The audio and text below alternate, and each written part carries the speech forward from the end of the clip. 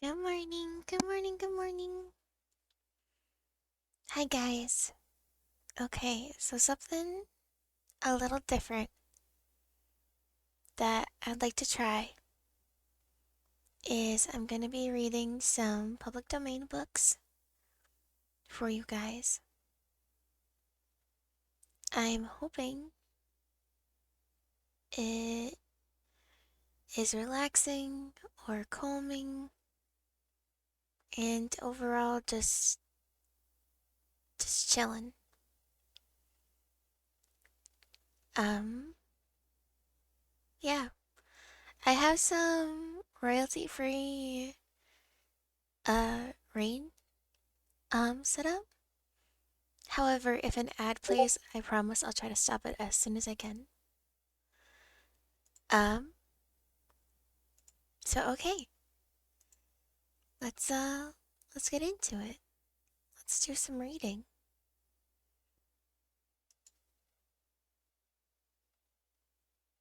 Let's see what happens. We got the rain. Hi, Big Monkey. Big Monkey, we're gonna do a sleepy reading stream.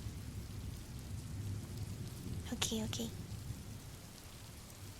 We're gonna start with American Fairy Tales by L. Frank Baum.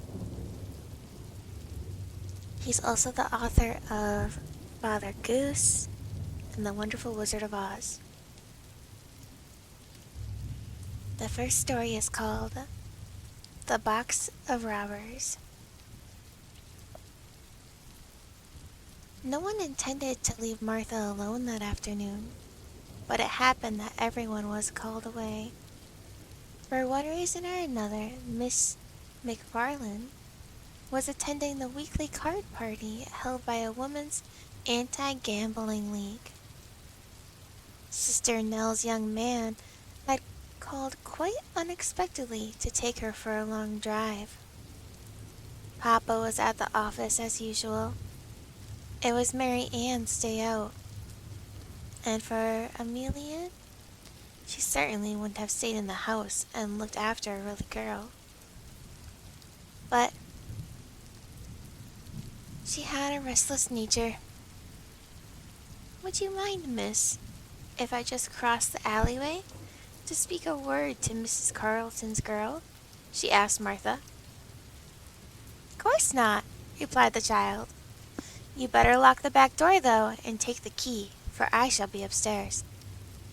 Oh, I'll do that, of course, miss, said the delighted maid, and ran away to spend the afternoon with her friend, leaving Martha quite alone in a big house, and locked in to the bargain. The little girl read a few pages in her new book, sewed a few stitches in her embroidery, and started to play visiting with her 4 favorite dolls. Then she remembered that in the attic was a doll's playhouse that hadn't been used in months. So she decided she would dust it and put it in order.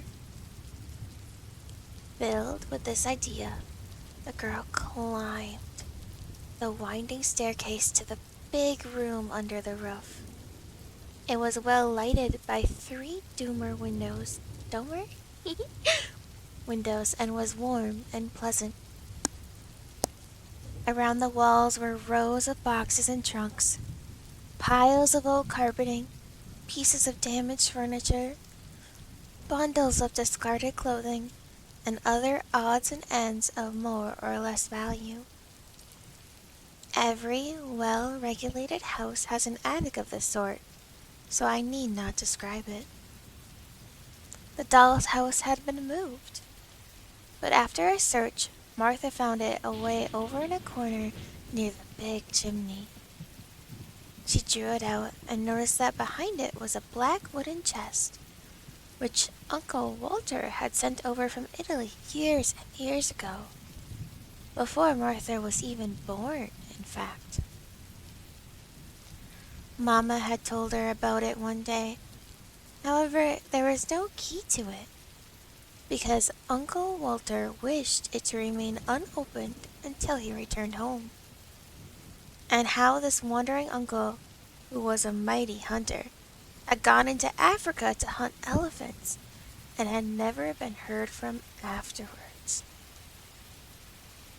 It was quite big, bigger even than Mama's traveling trunk, and was studded all over with tarnished brass-headed nails.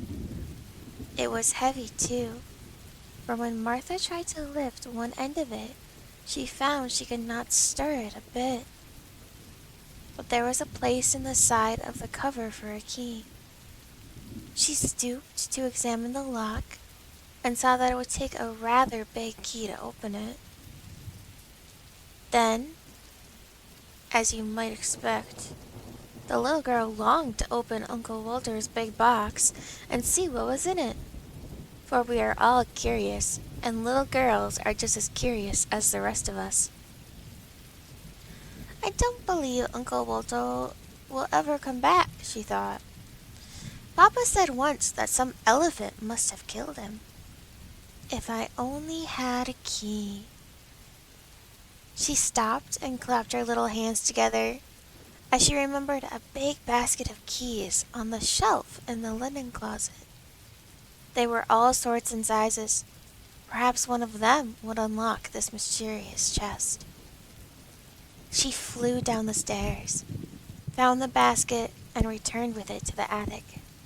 There she sat down before the brass-studded box and began trying one key after another in the curious old lock. Some were too large, but most were too small. One would go into the lock, but would not turn. Another stuck so fast that she feared for a time that she would never get it out again. But at last, when the basket was almost empty, an oddly shaped ancient brass key slipped easily into the lock. With a cry of joy, Martha turned the key with both hands. Then she heard a sharp click, and the next moment the heavy lid flew up on its own accord. The little girl leaned over the edge of the chest. An instant, and the sight that met her eyes caused her to start back in amazement. Slowly and carefully, a man unpacked himself from the chest, stepped out onto the floor, stretched his limbs, and then took off his hat. He bowed politely to the astonished child. He was tall and thin, and his face seemed badly tanned or sunburned.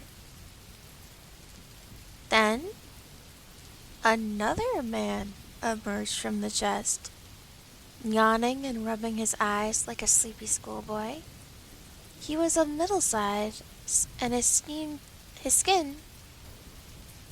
seemed as badly tan as that of the first.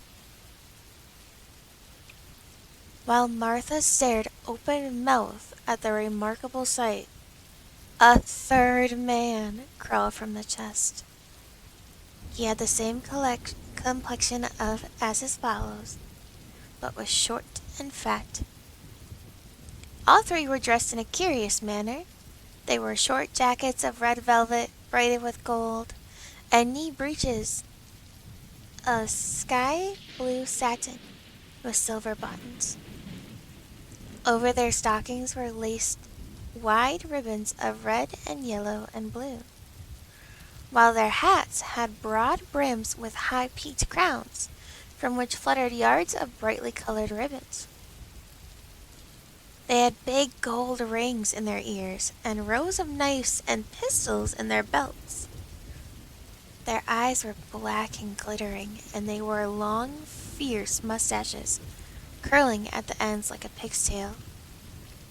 "My, but you are heavy!" exclaimed the fat one, when he pulled down his velvet jacket and brushed the dust from his sky blue breeches. "And you squeezed me all out of shape." "It was unavoidable, Luigi," responded the thin man. "The lid of the chest pressed me down upon you, yet I tender you my regards." As for me, said the middle-sized man, carelessly rolling a cigarette and lighting it, you must acknowledge I have been your nearest friend for years, so do not be disagreeable. You mustn't smoke in the attic, said Martha, recovering herself at the sight of a cigarette. You might set the house on fire. The middle-sized man, who had not noticed her before, at this speech turned to the girl and bowed. Since a lady requests it, said he, I shall abandon my cigarette. And he threw it on the floor and extinguished it with his foot. Who are you? Asked Martha, who had now been astonished and frightened. Permit us to introduce ourselves, said the thin man, flourishing his hat gracefully. This is Luigi. The fat man nodded. And this is Benny. The middle-sized man bowed. And I am Victor. We are 3 bandits. Italian bandits. Bandits? Cried Martha, with a look of horror. Exactly.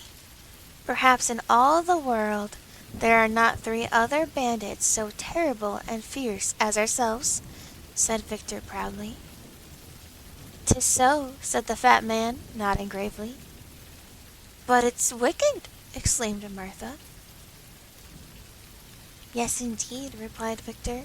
We are extremely and tremendously wicked. Perhaps in all the world you could not find 3 men more wicked than those who now stand before you. 'Tis so, said the man, approvingly. But you shouldn't be so wicked, said the girl. It's naughty. Victor cast down his eyes and blushed. Naughty, gasped Benny, with a horrified look. 'Tis a hard word, said Luigi sadly, and buried his face in his hands. I little thought, murmured Victor in a voice broken by emotion, ever to be so chastised, and by a lady. Yet perhaps you spoke thoughtlessly. You must consider, miss, that our wickedness has an excuse. For how are we to be bandits, let me ask, unless we are wicked? Martha was puzzled and shook her head thoughtfully. Then she remembered something. You can't be bandits any longer, said she, because you are now in America. America? Cried the 3 together. Certainly, you are on Prairie Avenue in Chicago. Uncle Walter sent you here from Italy in this chest. The bandits seemed greatly bewildered by this announcement. Luigi sat down on an old chair with a broken rocker and wiped his forehead with a yellow silk handkerchief. Benny and Victor fell back upon the chest and looked at her with pale faces and staring eyes. When he had somewhat recovered himself, Victor spoke. Your Uncle Walter has greatly wronged us, he said reproachfully. He has taken us from our beloved Italy, where bandits are highly respected, and brought us to a strange country where we shall not know whom to rob or how much to ask for a ransom. 'Tis so, said the fat man, slapping his leg sharply. And we had won such fine reputations in Italy, said Benny regretfully. Perhaps Uncle Walter wanted to reform you? suggested Martha. Are there, then, no bandits in Chicago? asked Victor. Well, replied the girl, blushing in turn, we do not call them bandits. Then, what shall we do for a living? inquired Benny, despairingly. A great deal can be done in a big American city, said the child. My father is a lawyer. The bandit shuddered. And my mother's cousin is a police inspector.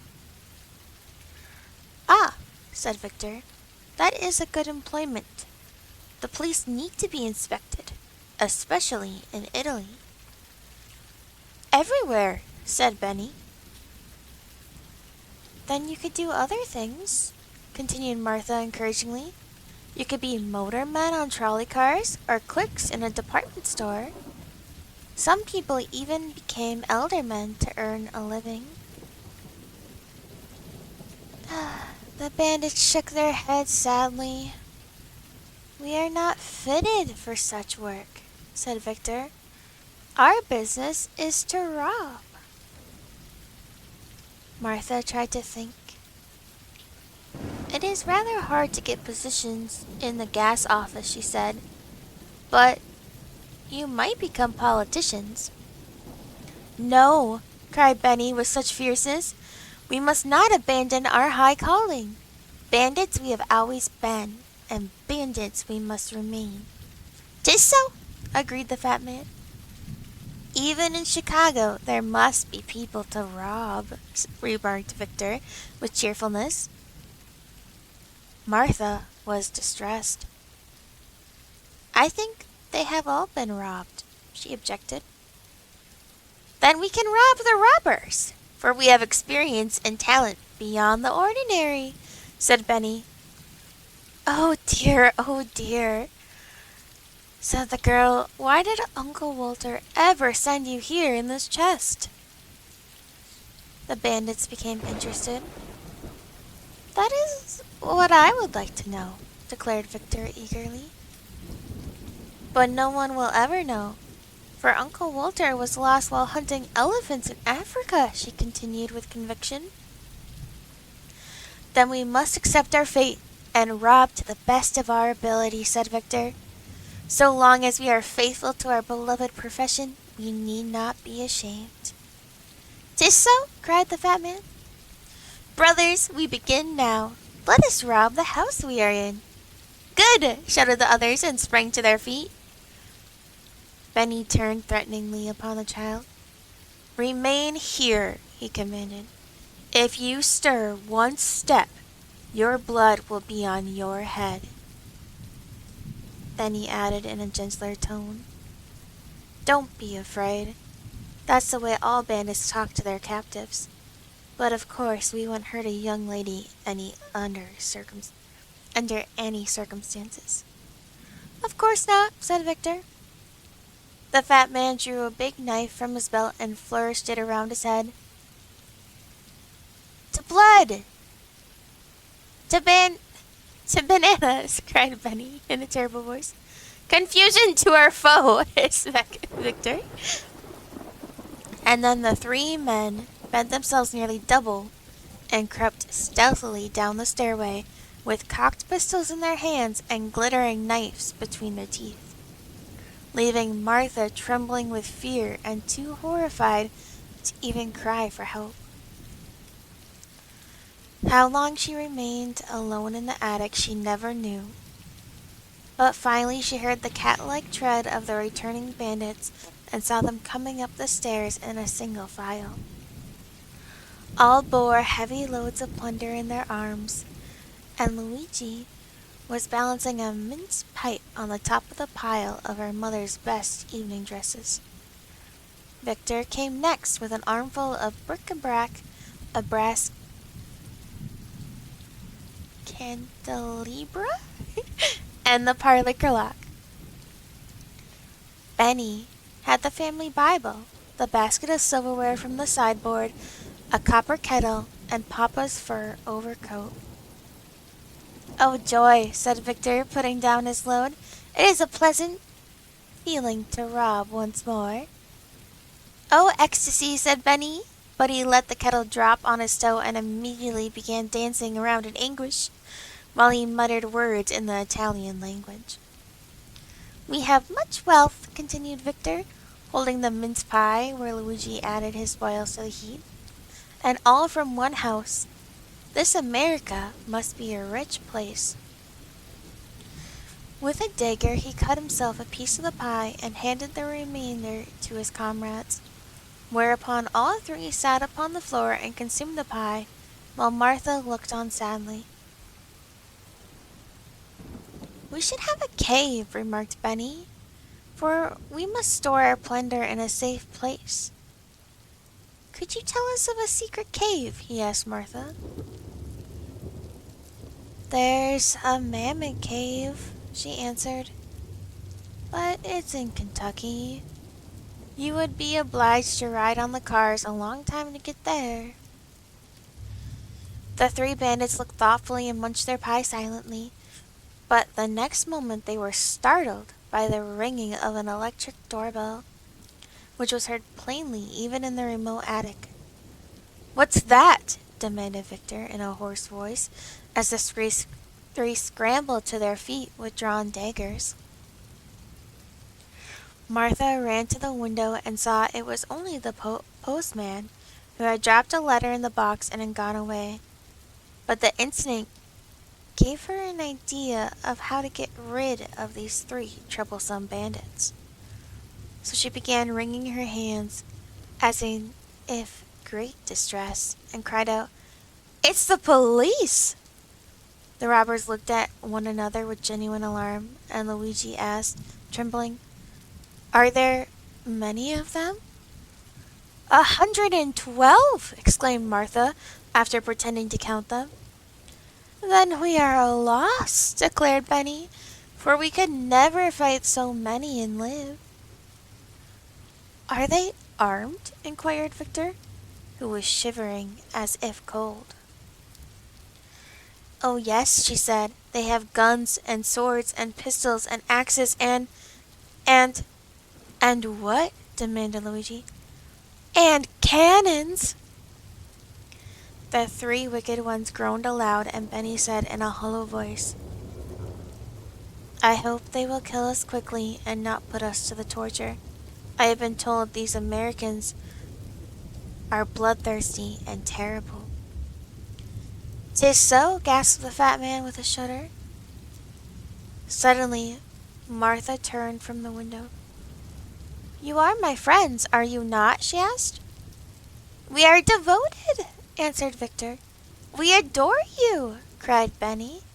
"We would die for you," added Luigi, thinking he was about to die anyway.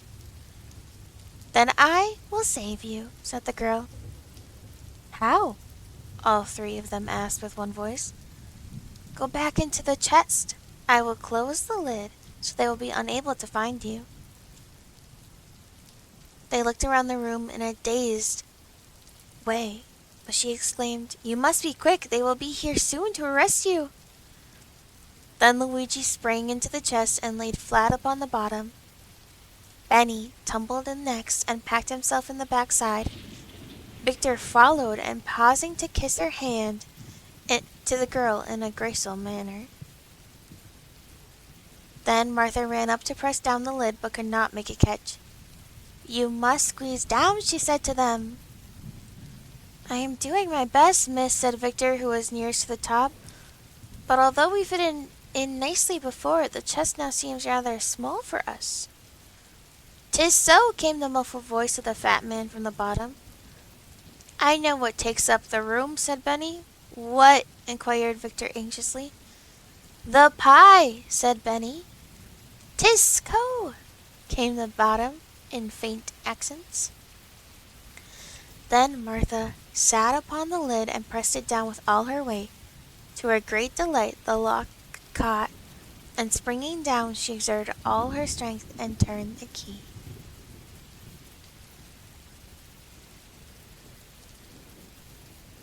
That is the end of story number 1, The Box of Robbers. Let me drink some water and we'll read story number 2, The Glass Dog.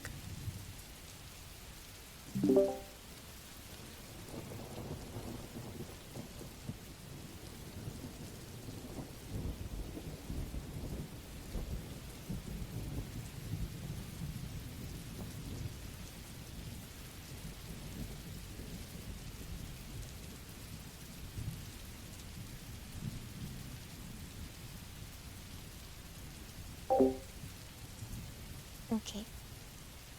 Story number 2, The Glass Dog.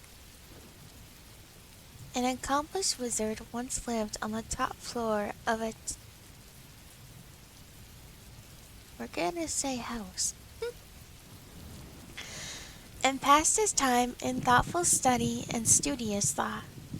What he didn't know about wizardry was hardly worth knowing, for he possessed all the books and recipes of all the wizards who had lived before him, and moreover he had invented several wizardments himself.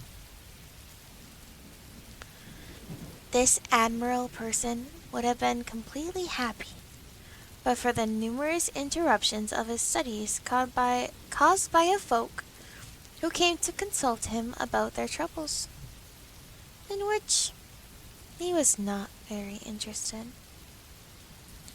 There were loud knocks by the iceman, the milkman, the baker's boy, the laundryman, and the peanut woman. He never dealt with any of these people, but they rapped at his door every day to see him about this or that, or to try to sell him their wares.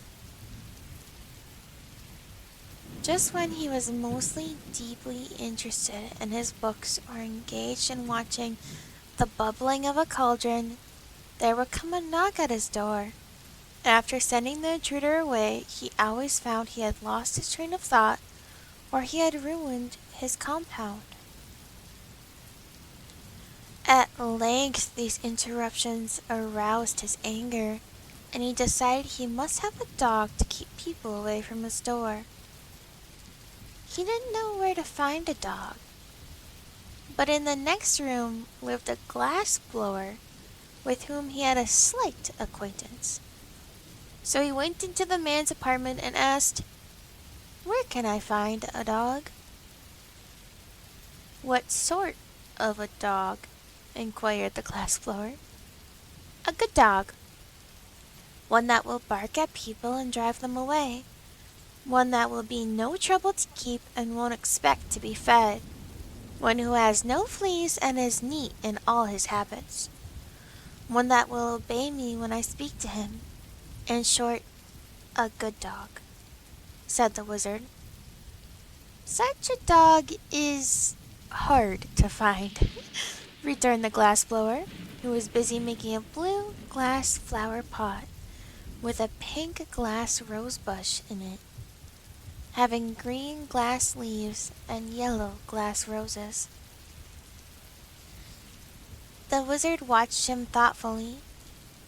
"Why, can you not blow me a dog out of glass?" he asked presently. "I can," declared the glass blower, "but it will not bark at people, you know." "Oh, I can fix that easily enough," replied the other. "If I could not make a glass dog bark, I would be a mighty poor wizard." "Very well. If you can use a glass dog, I'll be pleased to blow you one. Only you must pay for my work." "Certainly," agreed the wizard, "but I have none of that horrid stuff you call money. You must take some of my wares in exchange." The glass blower considered the matter for a moment. "Could you give me something to cure my issues?" he asked. "Oh yes, easily. Then it's a bargain. I'll start the dog at once. What color of glass shall I use?" "Pink is a pretty color," said the wizard. "And it's unusual for a dog, isn't it?" "Very," answered the very, answered the glass blower. "But it shall be pink."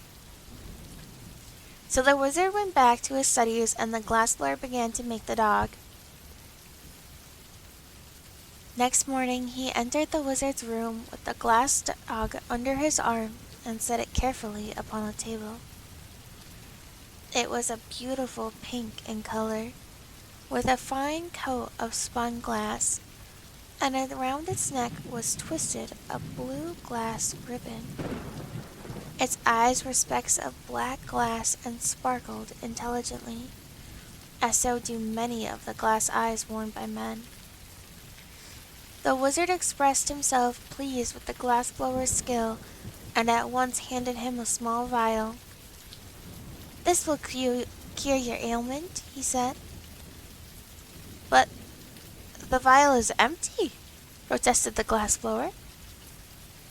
"Oh no, there is one drop of liquid in it," was the wizard's reply. "Will one drop cure me?"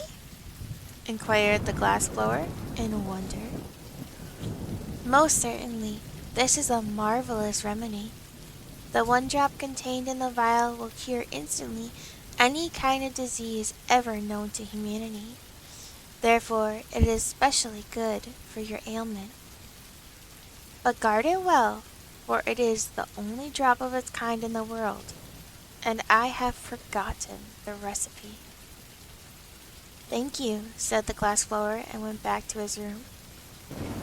Then the wizard said a wizzy spell, and mumbled several very learned words in his wizardese language over the glass dog. Whereupon the little animal first wagged its tail from side to side, then wrinkled his left eye knowingly, and at last began barking in a very frightening manner. That is, when you stop to consider the noise came from a pink glass dog. There is something almost astonishing in the magic arts of wizards, unless, of course, you know how to do things yourself, when you are not expected to be surprised at them. The wizard was delighted as a school teacher at the success of his spells, although he was not astonished, just delighted. Immediately he placed the glass dog outside the door, where it would bark at anyone who dared knock and would disturb his studies. The glass blower returned to his room, decided not to use the one drop of the wizard cure all just then. "My ailment is better day to day," he reflected, "and I would be wise to save the medicine for a time when I am very ill, when it will be more of a service to me." So he placed the vial in his cupboard and went to work blowing more roses out of glass. Presently he happened to think the medicine might not keep, so he started to ask the wizard about it, but when he reached the door the glass dog barked so fiercely that he dared not knock, and he returned in great haste to his own room. Indeed, the poor man was quite upset at so unfriendly a reception from the dog he had made himself so carefully and skillfully. The next morning, as he read his newspaper, he noticed an article stating that the beautiful Miss Midas, the richest young lady in town, was very ill. All the doctors had given up hope of her recovery. The glass blower, although miserably poor, hard-working, and homely of feature, was a man of ideas. He suddenly recalled his precious medicine, and determined to use it to better advantage of his life than relieving his own illness. He dressed himself in his best clothes, brushed his hair and combed his whiskers, washed his hands and tied his necktie, blackened his shoes and sponged his vest, and then put the vial of magic cure-all in his pocket. Next he locked his door, went downstairs, walked through the streets to the grand mansion where the wealthy miss resided. The butler opened the door and said, "No soap, no vegetables, no hair oil, no books, no baking powder. My young lady is dying, and we're well supplied for the funeral." The glass blower was grieved at being taken for a peddler. "My friend," he began proudly, but the butler interrupted him, saying, "No tombstones either. There's a family graveyard and a monument's built."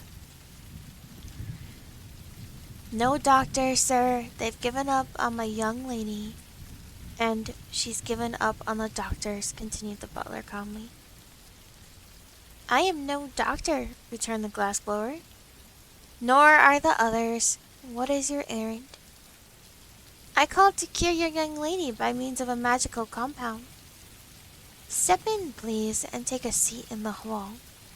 I shall speak to the housekeeper, said the butler, more politely. So he spoke to the housekeeper, and the housekeeper mentioned the matter to the steward. The steward consulted the chef kissed the lady's maid and sent her to see the stranger. Thus are the very wealthy hedged around the ceremony, even when dying. When the lady's maid heard from the glass-blower that he had a medicine that would cure her mistress, she said, I'm glad you came. But, said he, if I restore your mistress to health, she must marry me. I'll make inquiries and see if she's willing, answered the maid, and went at once to consult the miss. The young lady did not hesitate an instant. I'd marry any old thing rather than die, she cried. Bring him here at once. So the glass-blower came, poured the magic drop into a little water, gave it to the patient, and the next minute Miss was as well as she's ever been in life. Dear me, she exclaimed, I've an engagement at the Fritters' reception tonight. Bring my pearl-colored silk, Marnie, and I will be on the toilet at once. And don't forget to cancel the order for the funeral flowers and your morning gown. But, miss, said the glass-blower, who stood by, you promised to marry me if I cured you. I know, said the young lady, but we must have time to make proper announcement in the society papers and have the wedding cards engraved. Call tomorrow and we'll talk it over. The glass-blower was not impressed, and it seemed she was glad to find an excuse to get rid of him for a time. But she also didn't want to miss the Fritters' reception. Yet the man went home filled with joy, for he thought his stratagem had succeeded, and he was about to marry a rich wife who would give him luxury forever. The first thing he did upon reaching his room was to smash his glass-blowing tools and throw them out the window. He then sat down to figure out ways to spend his wife's money. The following day he called upon the miss, who was reading a novel and eating chocolate creams as happily as if she had never been ill in her life. Where did you get the magic compound that cured me? She asked. From a learned wizard, said he, and then thinking it would interest her, he told her how he had made the glass dog for the wizard and how it barked and kept everyone from bothering him. How delightful, she said. I've always wanted a glass dog that could bark. But there's only one in the world, he answered, and it belongs to the wizard. Then you must buy it for me, said the lady. The wizard cares nothing for money, replied the glass-blower. Then you must steal it from me, she retorted. I can never live happily another day unless I have a glass dog that can bark. The glass-blower was much distressed at this, but said he would see what he could do, for a man should always try to please his wife, and the miss had promised to marry him within a week. On his way home, he purchased a heavy sack, and when he passed the wizard's door, and the pink glass dog ran out to bark at him, he threw the sack over the dog, tied the opening with a piece of twine, and carried him away to his own room.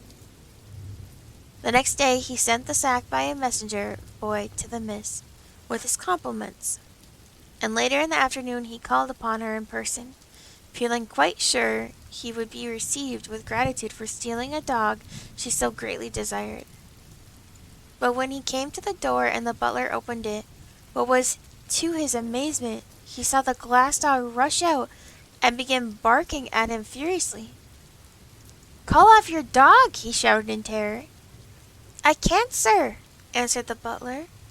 My young miss has ordered the glass dog to bark whenever you call here. You better look out, sir, he added, for if it bites you, you may have glass phobia.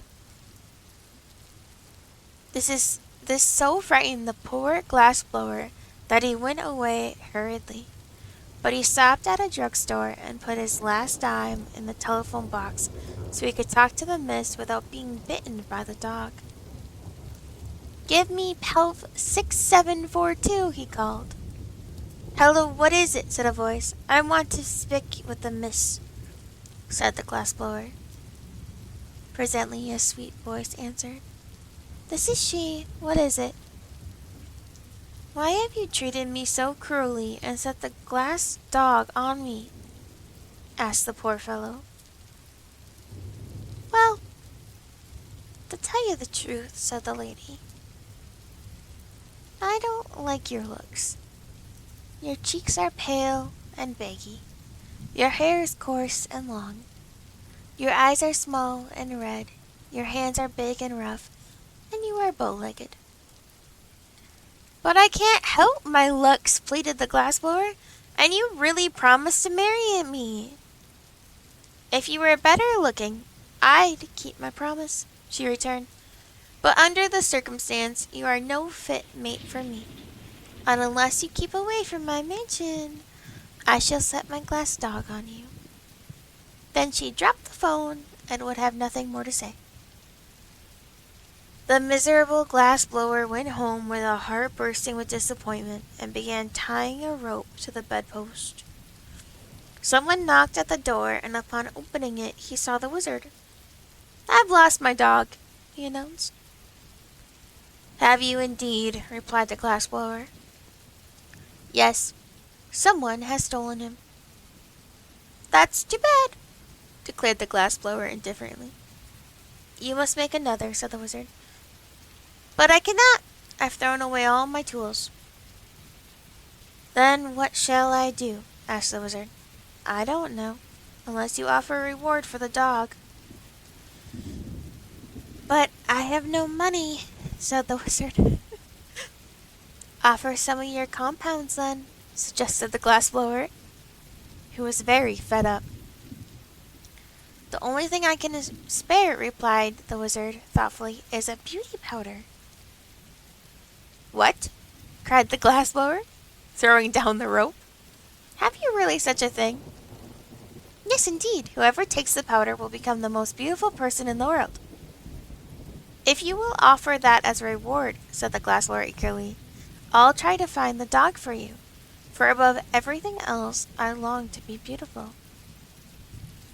But I warn you, the beauty will only be skin deep, said the wizard. That's all right, replied the happy glassblower. When I lose my skin, I shan't care to remain beautiful. Then tell me where to find my dog, and you shall have the powder, promised the wizard. So the glassblower went out and pretended to search, and by he returned and said, I've discovered the dog. You will find him in the mansion of Miss Mavis. The wizard went out at once to see if it were true, and sure enough, the glass dog ran out and began barking at him. Then the wizard spread out his hands, chanted a magic spell, which sent the dog fast asleep. Then he picked him up, carried him to his own room on the top floor of the house. Afterward he carried the beauty powder to the glass blower as a reward. The fellow immediately swallowed it and became the most beautiful man in the world. The next time he called upon Miss Midas, there was no dog to bark at him, and when the young lady saw him, she fell in love with his beauty at once. If only you were a count or a prince, I'd be willing to marry you, she sighed. But I am a prince, he answered, the prince of dog blowers. Ah, she said, then if you are willing to accept an allowance of $4 a week, I'll order the wedding cards engraved. The man hesitated, but when he thought of home he consented to the terms. So they were married, and the bride was very jealous of her husband's beauty and led him a dog's life. So he managed to get into debt and make her miserable in turn.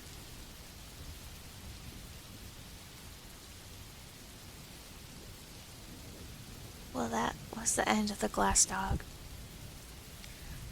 I've never read these before. They are quite interesting.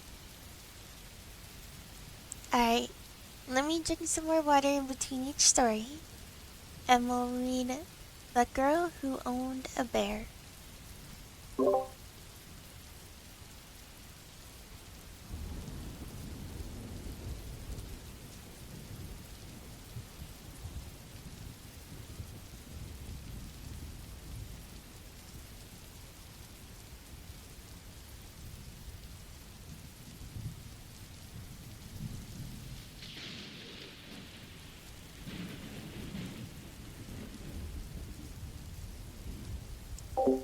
Alright. The Girl Who Owned a Bear. Mama had gone downtown to shop. She had asked Nora to look after Jane, and Nora promised she would. But it was her afternoon for polishing the silver, so she stayed in the pantry and left Jane to amuse herself alone in the big sitting room upstairs. The little girl did not mind being alone, for she was working on her first piece of embroidery, a sofa pillow for Papa's birthday present.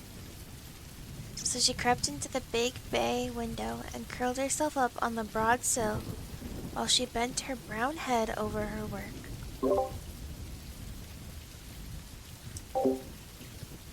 Soon, the door opened and closed again. Quietly, Jane thought it was Nora, so she didn't look up until she had taken a couple more stitches on a forget-me-not. Then she raised her eyes and was astonished to find a strange man in the middle of the room who regarded her earnestly. He was short and fat and seemed to be breathing heavily from his climb up the stairs. He had a work silk hat in one hand, and underneath his other elbow was tucked a good-sized book. He was dressed in a black suit that looked old and rather shabby, and his head was bald upon the top. "Excuse me," he said, while the child gazed at him in solemn surprise. "Are you Jane Gladys Brown?" "Yes, sir," she answered. Very good indeed," he remarked, with a queer sort of smile. "I've had quite a hunt to find you, but I've succeeded at last." "How did you get in?" inquired Jane, with a growing distrust of her visitor. "That is a secret," he said mysteriously. That was enough to put the girl on her guard. She looked at the man and the man looked at her, and both looks were grave and somewhat anxious. "What do you want?" she asked, straightening herself with a dignified air. "Ah, now we are coming to the business," said the man briskly. "I'm going to be quite frank with you. To begin with, your father has abused me in a most ungentlemanly manner." Jane got off the windowsill and pointed her small finger at the door. "Leave this room," she cried, her voice trembling with indignation. "My papa is the best man in the world. He never abused anybody." "Allow me to explain, please," said the visitor, without paying any attention to her request to go away. "Your father may be very kind to you, for you are his little girl, you know. But when he's downtown in his office, he's inclined to be rather severe, especially on book agents. Now I called on him the other day and asked him to buy me the complete works of Peter Smith. And what do you suppose he did?"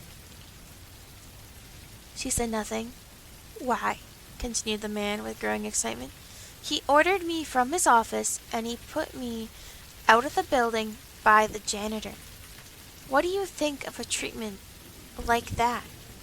Do you think that treatment is from the best papa in the world?" "I think he was quite right," said Jane. "Oh, you do? Well," said the man, "I resolved to be revenged for the insult. So, as your father is big and strong and a dangerous man, I have decided to take a revenge upon his little girl." Jane shivered. "What are you going to do?" she asked. "I'm going to present you with this book," he answered, taking it from under his arm. Then he sat down on the edge of the chair, placed his hat on the rug, and drew a fountain pen from his vest pocket. "I'll write your name in it," said he. "How do you spell Gladys?" "Gladys," she replied. "Thank you. Now this," he continued, rising and handing her the book with a bow, "is my revenge for your father's treatment of me. Perhaps he'll be sorry he didn't buy the complete work of Peter Smith. Goodbye, my dear." He walked to the door, gave her another bow, and left the room. Jane could see that he was laughing to himself, as if very much amused. When the door had closed behind this little man, the child sat down in the window again and glanced at the book. It had a red and yellow cover, and the word "Thingamajigs" was across the front in big letters. She opened it curiously and saw her name written in black letters upon the first white leaf. "He's a funny little man," she said to herself thoughtfully. She turned the next leaf and she saw a big picture of a clown, dressed in green and red and yellow, and having a very white face, with 3 cornered spots of red on each cheek and over the eyes. While she looked at this book, trembling in her hands, the leaf crackled and creaked, and suddenly the clown jumped out of it and stood upon the floor beside her, becoming instantly as big as an ordinary clown. After stretching his arms and legs and yawning in a rather impolite manner, he gave a silly chuckle and said, "This is better.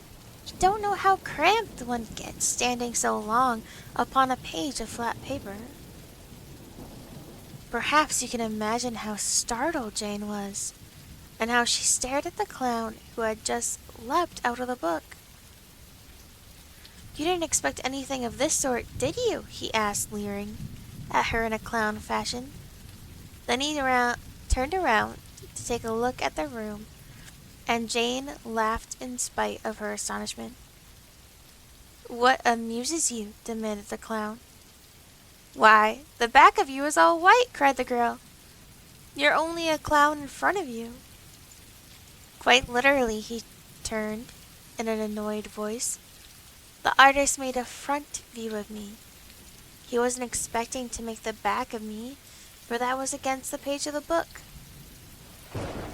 "But it makes you look so funny," said Jane, laughing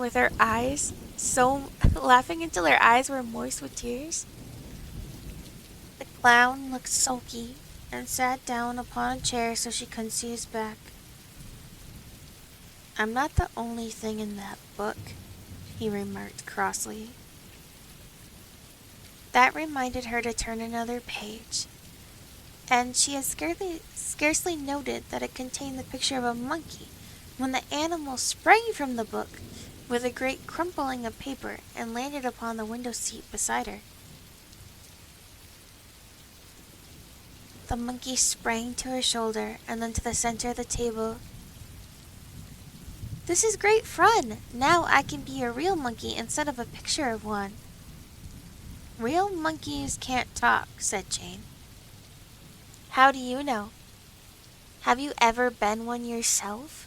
inquired the animal. Then he laughed loudly, and the clown laughed too, as if they enjoyed the remark. The girl was quite bewildered by this time. She thoughtlessly turned another leaf, and before she had time to look twice, a gray donkey leaped from the book and stumbled from the window seat to the floor with a great clatter. "You're clumsy enough, I'm sure," said the child indignantly, for the beast had nearly upset her. "Clumsy? And why not?" demanded the donkey with an angry voice. "If the fool artist had drawn you out of perspective as he did me, I guess you'd be clumsy yourself." "What's wrong with you?" asked Jane. "My front and rear legs on the left side are nearly 6 inches too short. That's what's the matter. If the artist didn't know how to draw properly, then why did he make a donkey at all?" "I don't know," replied the child, seeing an answer was expected. "I can hardly stand up," grumbled the donkey, "and the least little thing will topple me over." "Don't mind that," said the monkey, making a spring at the chandelier and swinging from it by his tail, until Jane feared he would knock off all the globes. "The same artist has made my ears as big as that clown's, and everyone knows a monkey hasn't any ears to speak of, much less to draw." "He should be prosecuted," remarked the clown gloomily. "I haven't any back." Jane looked from one to the other with a puzzled expression upon her sweet face, and turned another page of the book. Swift as a flash there sprang over her shoulder a spotted leopard, which landed upon the back of a big leather armchair and turned upon the others with a fierce movement. The monkey climbed on top of the chandelier and chattered with affright. The donkey tried to run and straightway tipped over to his left side. The clown grew paler than ever, but he still sat in his chair and gave a low whistle of surprise. The leopard crouched upon the back of the chair, lashing his tail from one side to the other, and glared at them all. "Which of us are you going to attack first?" asked the donkey, trying hard to get upon his feet again. "I can't attack any of you," snarled the leopard. The artist made my mouth shut, so I haven't any teeth, and he forgot to make my claws. But I'm a frightful-looking creature, nevertheless, am I not?" "Oh, yes," said the clown indifferently. "I suppose you're frightful-looking enough, but if you have no teeth nor claws, we don't mind you at all." This so annoyed the leopard that he growled horribly, and the monkey laughed at him. Just then the book slipped from the girl's lap, and she made a movement to catch it.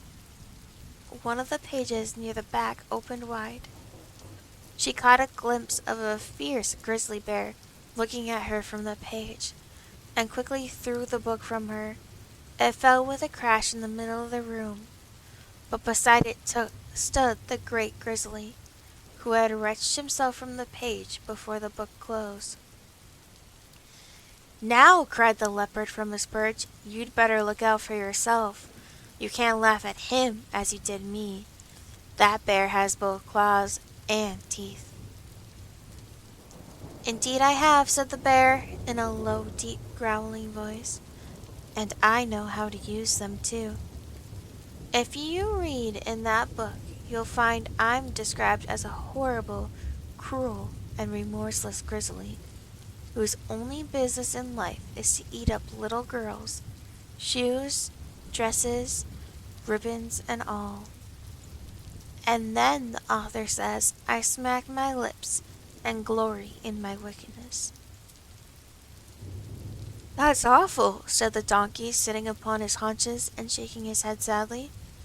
"What do you suppose possessed the author to make you so hungry for little girls? Do you eat animals also?" "The author did not mention eating anything besides little girls," replied the bear. "Very good," remarked the clown, drawing a long breath of relief. You may kill and eat Jane as soon as you wish. She laughed because I had no back. She laughed because my legs are out of perspective, bayed the donkey. But you also deserve to be eaten, screamed the leopard from the back of the leather chair, for you laughed and poked fun at me because I had no claws nor teeth. Don't you suppose, Mr. Grizzly, you can manage to eat a clown, a donkey, and a monkey after you finish the girl? Perhaps so, and the leopard in the bargain, growled the bear. It will depend on how hungry I am, but I must begin on the little girl first, because the author says I prefer them to anything else. Jane was frightened on hearing this conversation, and she began to realize what the man meant when he said he gave her the book to be revenged. Surely Papa would be sorry he hadn't bought the complete works of Peter Smith when he came home and found his little girl eaten up by a grizzly bear, shoes, dress, ribbons, and all. The bear stood up and balanced himself on his rear legs. This is the way I look in the book, he said. Now watch me as I eat the little girl. He advanced slowly toward Jane, and the monkey, the leopard, the donkey, and the clown all stood around in a circle and watched the bear with much interest. But before the grizzly reached her, the child had a sudden thought and cried out, "Stop! You mustn't eat me. It would be wrong." "Why?" asked the bear in surprise. "Because I own you. You're my private property," she answered. "I don't see how you make that out," said the bear in a disappointed tone. "Why, the book was given to me, my name's on the front leaf, and you belong by rights in the book, so you mustn't dare to eat your owner." The grizzly hesitated. "Can any of you read?" he asked. "I can," said the clown. "Then see if she speaks the truth. Is her name really in the book?" The clown picked it up and looked at the name. "It is," he said. "Jane Gladys Brown," and written quite plainly in big letters. The bear sighed. "Then of course I can't eat her," he decided. "The author is as disappointed as most authors are." "But he's not as bad as the artist," exclaimed the donkey, who was still trying to stand up straight. "The fault lies within yourselves," said Jane severely. "Why didn't you stay in the book where you were put?" The animals looked at each other in a foolish way, and the clown blushed under his white paint. "Really," began the bear. Then he stopped short. The doorbell rang aloud. "It's Mamma!" cried Jane, springing to her feet. "She's come home at last. Now, you stupid creatures!" But she was interrupted by them all making a rush for the book. There was a whish and a whir and a rustling of leaves, and in an instant the book lay upon the floor looking just like any other book, while Jane's strange companions had all disappeared. That's the end of The Girl Who Owned a Bear.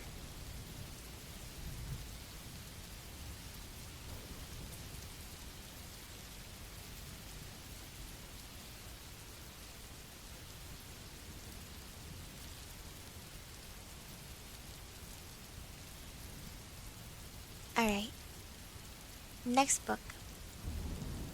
The Enchanted Types. One time, a knock became tired of his beautiful... Wait. That makes sense. 1 second.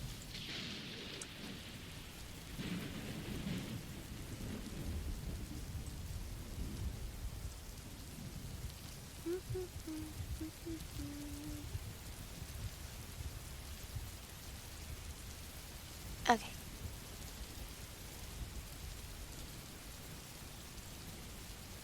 Right, we can read it now. The Enchanted Types. One time a Nook became tired of his beautiful life and longed for something new to do. The Nooks have more wonderful powers than any other immortal folk, except perhaps the fairies and Ryls. So one would suppose that a Nook who might gain anything he desired by a simple wish could not be otherwise happy and content. But such was not the case with Popopo, the Nook we're speaking of. He had lived thousands of years, and had enjoyed all the wonders he could think of. Yet life had become as tedious to him now as it might be to one who was unable to gratify a single wish. Finally, by chance, Popopo thought of the earth people who dwell in cities, and so he resolved to visit them and see how they lived. This would surely be fine amusement, and serve to pass away many wearisome hours. Therefore, one morning, after a big breakfast so dainty that you could scarcely imagine it, Popopo set forth out for the earth, and at once was in the midst of a big city. His own dwelling was so quiet and peaceful that the roaring noise of town startled him. His nerves were so shocked that before he had looked around 3 minutes, he decided to give up the adventure and instantly return home. This satisfied for a time his desire to visit the earth cities, but soon the monotone of his existence again made him restless and gave him another thought. At night the people slept and the cities would be kept quiet. He would visit them at night. So at the proper time Popopo transferred himself in a jiffy to a great city, where he began wandering around the streets. Everyone was in bed. No wagons rattled along the pavements. No throngs of busy men shouted and howled. Even the policemen slumbered slyly, and there happened to be no prowling thieves abroad. His nerves being soothed by the stillness, Popopo began to enjoy himself. He entered many of the houses and examined their rooms with much curiosity. Locks and bolts made no difference to a Nook, and he saw as well in darkness as in daylight. After a time he strolled into the business portion of the city. Stores are unknown among the mortals, who have no need of money or to barter or exchange. So Popopo was greatly interested by the novel sight of so many collections of goods and merchandise. During his wanderings he entered a millinery shop and was surprised to see within a large glass case a number of women's hats, each bearing in one position or another a stuffed bird. Indeed, some of these most elaborate hats had 3 or 4 birds upon them. Now Nooks are the especial guardians of birds, and they love them dearly. To see so many of his little friends shut up in a glass case annoyed and grieved Popopo, who had no idea that they had purposely been placed upon the hats by the miller.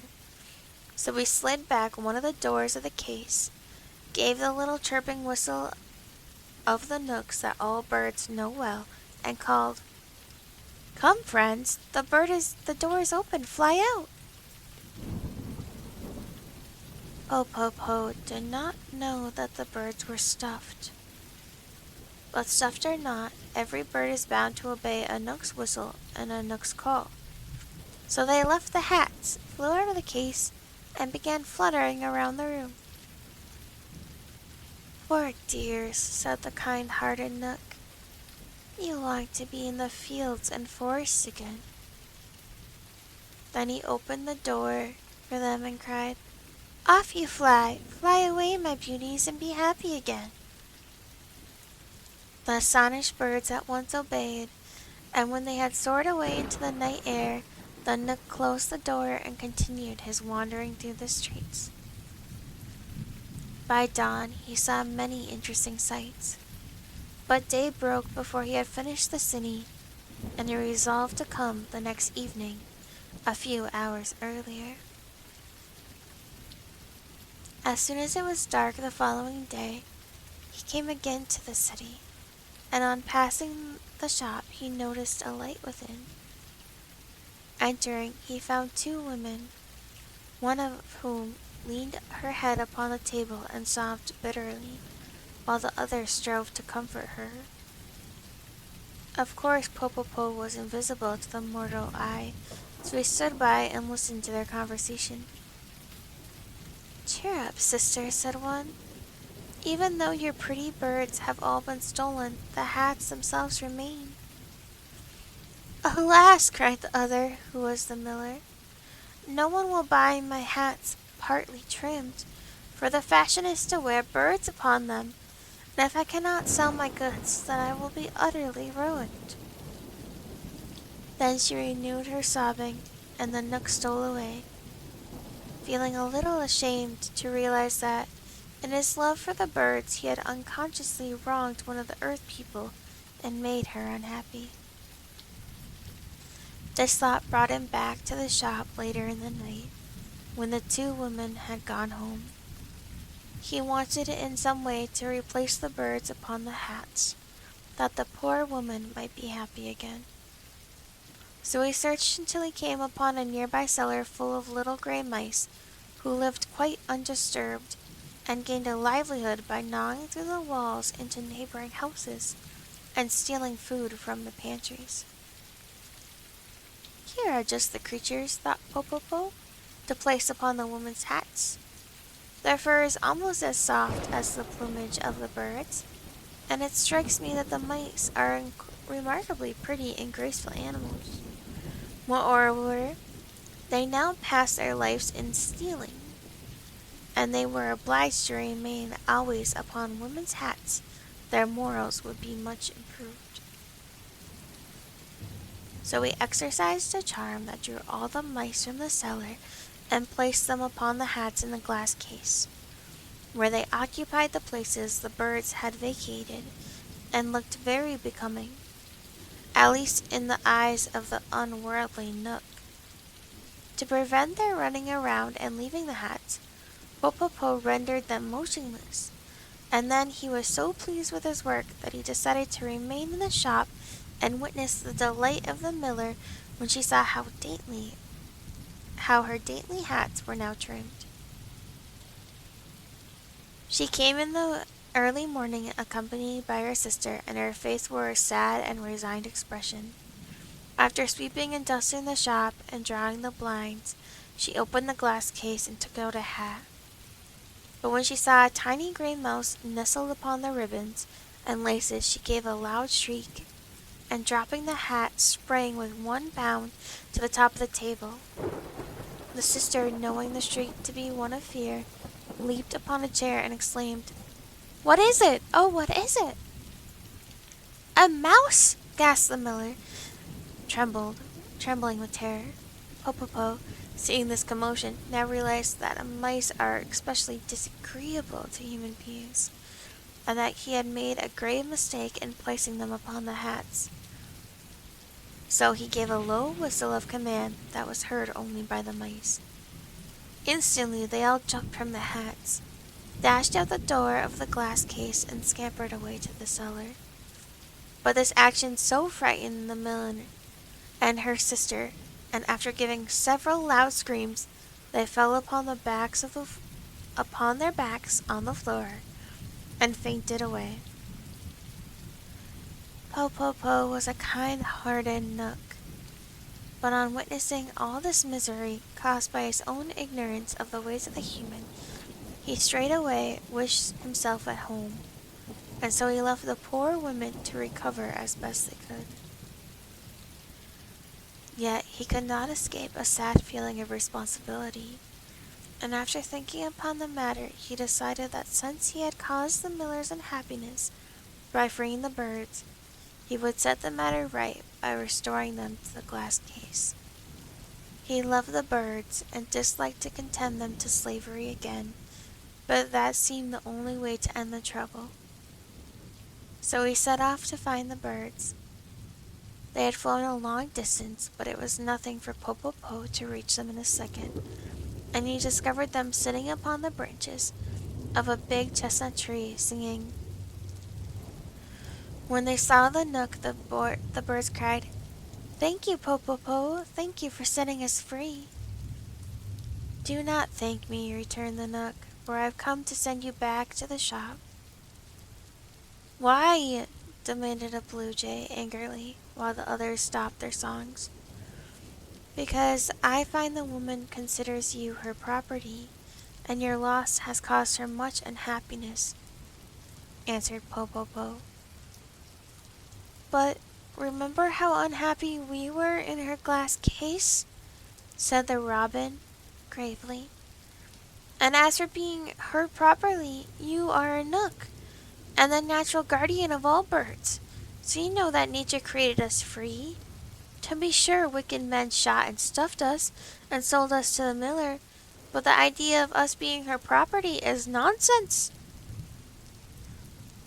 Popopo was puzzled. "If I leave you free," he said, "wicked men will shoot you again, and you will be no better off than before." "Pooh!" exclaimed the blue jay. "We cannot be shot now, for we are stuffed. Indeed, 2 men fired several shots at us this morning, but the bullets only ruffled our feathers and buried themselves in our stuffing. We do not fear men now." "Listen," said Popopo sternly, for he felt the birds were getting the best of the argument. "That poor business will be ruined if I do not return you to her shop. It seems you are necessary to trim the hats properly. It is the fashion for women to wear birds upon their headgear. So for the poor shop's wares, although beautified by lace and ribbons, are worthless unless you perch upon them." "Fashions," said the bird solemnly, "are made by men. What law is there among birds or Knooks that requires us to be slaves of fashion?" "What have we to do with fashions anyway?" screamed a linnet. "If it were the fashions to wear Knooks perched upon a woman's hats, would you be content to stay there? Answer me, Popopo." But Popopo was in despair. He could not wrong the birds by sending them back to the miller, nor did he wish the shop to suffer by their loss. So he went home to think of what could be done. After much meditation he decided to consult the king of the Knooks, and going at once to his majesty he told him the whole story. The king frowned. "This should teach you the folly of interfering with earth people," he said. "But since you have caused all this trouble, it is your duty to remedy it. Our birds cannot be enslaved, that is certain. Therefore you must have the fashion changed so it will no longer be stylish for women to wear birds upon their hats." "How should I do that?" asked Popopo. "Easily enough. Fashions often change among the earth people, who tire quickly of any one thing. When they read in their newspapers and the magazines that the style is so and so, they never question the matter, but at once obey the mandate of fashion. So you must visit the newspaper and magazines and enchant the types." "Enchant the types?" echoed Popopo in wonder. "Just so. Make them read that it is no longer the fashion to wear birds upon hats. That will afford relief to your poor shop, and at the same time set free thousands of our daring birds who have been so cruelly used." Popopo thanked the wise king and followed his advice. The office of every newspaper and magazine in the city was visited by the Nook, and then he went to the other cities, until there was not a publication in the land that had not a new fashion note in its pages. Sometimes Popopo enchanted the type so that whoever read the print would see only what the Nook wished them to. Sometimes he called upon the busy editors and befuddled their brains until they wrote exactly what he wanted them to. Mortals seldom knew how greatly they are influenced by fairies and Nooks, who often put their thoughts into their heads that only the wise little immortals could have conceived. The following morning, when the poor shop owner looked over the newspaper, she was overjoyed to read that no woman could now wear a bird upon her hat and be in style, for the newest fashion required only ribbons and lace. Popopo after this found much enjoyment in visiting every shop he could find and giving new life to the stuffed birds which were carelessly tossed aside as useless. All these birds flew to the fields and the forest with songs of thanks to the good Nook who had rescued them. Sometimes a hunter fires his gun at a bird and then wonders why he did not hit it. But having read this story, you will understand that the bird must now have been stuffed and came out of one of the shops, which cannot, of course, be killed by a gun.